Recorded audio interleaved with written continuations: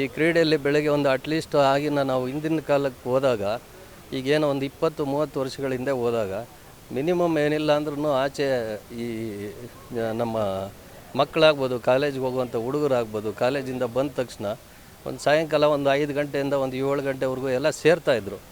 ಈಗೆಲ್ಲ ಯಾರಂದರೆ 10 ವರ್ಷ ಆದರೂ ಯಾರೂ ಸೇರಲ್ಲ, ಬರೀ ಫೋನಲ್ಲೇ ಸೇರ್ತಾ ಇರ್ತಾರೆ. ಎಲ್ಲ ವಾಟ್ಸಪ್ಪು ಗ್ರೂಪ್ ಮೆಸೇಜಸ್ಸು ಅದು ಇದರಲ್ಲಿ ಸೇರಿಕೊಂಡು ಅಲ್ಲೇ ಅವ್ರು ನೋಡಿದ್ರೆ ನೆಕ್ಸ್ಟ್ ಒಂದು 10 ವರ್ಷ ಆದಮೇಲೆ ಸಿಗ್ತಾರೆ ಎಲ್ಲೋ ಒಂದು ಕಾಲದಲ್ಲಿ. ಆ ಥರ ಆಗ್ತಾಯಿದೆ. ಅದೇ ರೀತಿ ಇಲ್ಲಿ ಏನು ನಮ್ಮ ಕ್ರೀಡೆನ ಆಯೋಜಕರು ಇವರೆಲ್ಲ ಸೇರಿ ಒಗ್ಗಟ್ಟ ಮಾಡ್ತಾಯಿದ್ದಾರೆ. ಮುಂದಿನ ದಿನಗಳಲ್ಲಿ ಇದೇ ಥರ ನಮ್ಮ ಆನೇಕಲ್ ಪಟ್ಟಣದಲ್ಲಿ ಕ್ರಿಕೆಟ್ ಆಗ್ಬೋದು, ಮತ್ತು ಬಾಸ್ಕೆಟ್ಬಾಲ್ ಆಗ್ಬೋದು, ವಾಲಿಬಾಲ್ ಆಗ್ಬೋದು.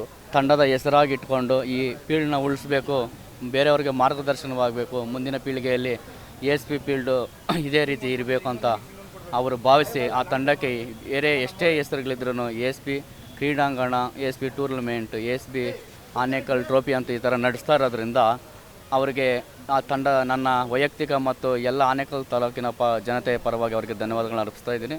ಅದೇ ರೀತಿಯಾಗಿ ಈ ಮೊದಲ ಸೀಸನ್ ಆನೇಕಲ್ ಚಾಂಪಿಯನ್ಸ್ ಟ್ರೋಫಿ 2020-25 ಏನು ಈ ದಿನ ಕಾರ್ಯಕ್ರಮ ಪ್ರಾರಂಭವಾಗ್ತಾ ಇದೆ, ಇದಕ್ಕೆ ನಮ್ಮ ಆನೇಕಲ್ ತಾಲೂಕಿನ ಎಲ್ಲ ಯುವಕರು ಈ ಕಾರ್ಯಕ್ರಮಕ್ಕೆ ಭಾಗವಹಿಸಿ ಕ್ರೀಡಾಪಟುಗಳು ಹೆಚ್ಚಿನ ಪ್ರೋತ್ಸಾಹ ನೀಡಿ, ಆಮೇಲೆ ಈ ಕಾರ್ಯಕ್ರಮಕ್ಕೆ ಯಾರು ಪರೋಕ್ಷವಾಗಿ ಮತ್ತು ಪರವಾಗಿ ಸಹಕಾರ ನೀಡಿದ್ದೀರಿ, ನಿಮ್ಮೆಲ್ಲರಿಗೂ ಧನ್ಯವಾದಗಳನ್ನ ಅರ್ಪಿಸ್ತಾ ಇರ್ತಾ ನಿಮ್ಮ ಸದಾ ಸಹಕಾರ ಹೀಗೆ ಇರಲಿ.